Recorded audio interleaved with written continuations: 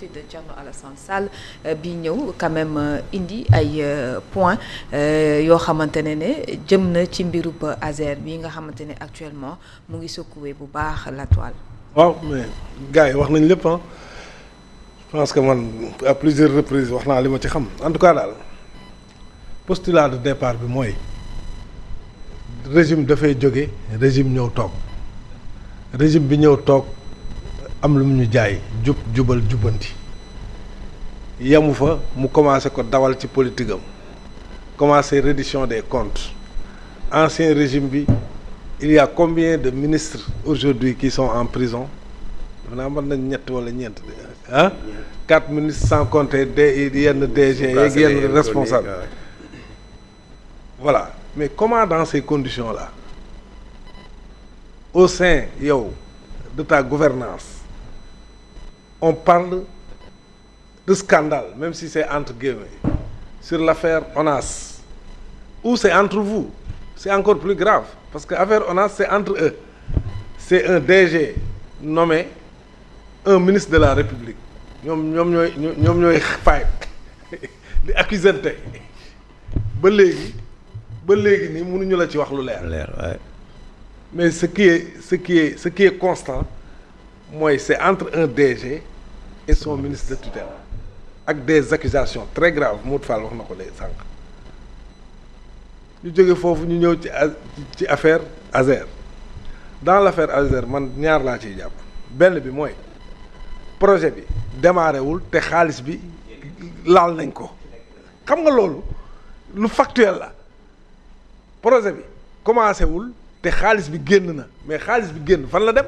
loolu c'est simple. yaay poos la dem loolu wax dëgg yàlla ku bëgg a leeral. ah foofu ngay wax nañ waxante dëgg ku bëgg a leeral rek projet am na projet commencé gul. xaalis génn na projet sax dafa am problème parce que dafa am benn entreprise boo xam ne da cee bokkoon ñu beddi ko ci entreprise boobu Sénégal la ñu dëkk di ay sénégalais mooy AOPOL Sénégal ñu beddi leen ci ñoom ñu jàpp ne loolu c'est injuste ñu dem. saisir ARCOP saytu ne nañ arrêté lépp en attendant ngeen indil ma documentation yëpp foofu la affaire bi yemoon waa léegi su fekkee lu mel noonu am na ci contexte bi ma wax léegi postulat de départ bi ma wax nii mais nag day premier ministre li mu def aussi daf ko gën a yokk parce que coow li dafa jóg mu dem arena woowaale booy bi booy la kat. ni ko tuer le maire. waaw booy bi yéegal ko il y avait combien de DG là-bas pourquoi mu yéegal ko innocenté ko devant ses partisans loolu c'est pas gratuit donc yooyu yëpp bu ci amee nag mais Thierno Alassane il est dans son rôle c'est un député du peuple boo xam ne aussi bu gisee loo xam ne jàpp na ni lii am na lu jaarul yoon mais da koy dénoncer pousser ñu leeral ko parce que. ñoom xaalis bi ñu yor nii du seen xaalis c'est-à-dire tant que yaa ngi sa gàlle di gérer sa yëfu bopp. kan moo xamoon ay Jean Michel la xaw ma. Jean Michel seen la preuve France la jàngee la bitim réew la nekkoon. mais quand tu es dans la gestion de la chose publique lu ñëpp bokk saa waay gars yi dañuy jël seen i gët teg la ko nag. parce que dañ la jox lu ñu joxul kenn ay millions lañ lay fay mettre la à l'abri du besoin yow nag nga jël engagement ne tu travailles pour askan bi. donc bu amee lu leerul man tey jàpp naa ne président Diomaye waxoon na fi ne yéen ñi nga xam ne fal naa leen quand vous serez dans l'intimité de vos bureaux da ngeen xool bu baax li ngeen di signer il l'avait dit mais yooyu ça résonne dans nos têtes mais moom tamit loolu mënul nekk président yu mel ni am fi ñu bëgg ci gëmm seen bët mais pôle financier bi lan moo leen tey ñu autosaisiru mais ñu ngi leeral ay mbir yu bëri mais quand même bu fekkee ne ñu ngi leeral mbir yu bëri di jël ay nit di yóbbu prison et bu amee lu xew nag ci magistère bi ci gestion yi mais dañ ko war a leeral loolu obligation la loolu tous les sénégalais ñoo ko war a exiger waxuñu nag def nañu wala defuñu mais dans l'affaire Azer moom on constate que l'argent est sorti bien avant le début des travaux xaalis boobu génn mais fan la dugg doon nañ ci tudd sax ay nit mais duñ ko leeral dañ koy bàyyi noonu mais buñ ko bàyyee noonu tamit demain ils seront rattrapés par l'histoire parce que duñ fi toog éternellement ni ñu def ba tëj ay ministre aussi buñ fi bàyyee ay dossiers gars yi buñ ñëwee tamit dañ koy dépoussiérer teg ko ci table bi jox ko donc moi je pense que bu fekkee ne nag li ñu gëmloo comme politique lu profond la lu ñu gëm la mais ça va ils sont dans l'obligation ñu leeral affaire ONAS bi ak affaire ASER bi affaire LONASE bi sax am na leneen lu ñuy ruumandaat LONASE loolu mais quand même ça c'est affaire Lat Diop lan moo tax ñu tëj ko ci prison bi du nee nañ bi mu nekkee ONAS on parle de beneen affaire LONASE waaw du ñu leeral yooyu yëpp mais quand même mënuñu ñu gëmloo li ñu gëmloo ba pare nag di bàyyi seen suufu tànk mu am yoo xam ne dañ ciy xew donc c'est aussi simple que ça Fatima looy woote daal dañ ciy jiitu waaw régime bi baalewuñ dara ci affaire reddition des comptes ñenn ñi sax dañ ko jàppee règlement de compte mais ñoom reddition des comptes am nañ ci droit xëy na man mi géré wul woon kenn du ma woo géré wu ma woon dara yow Alsane géré woo dara mais ñi géré woon mën nañ leen woo laaj leen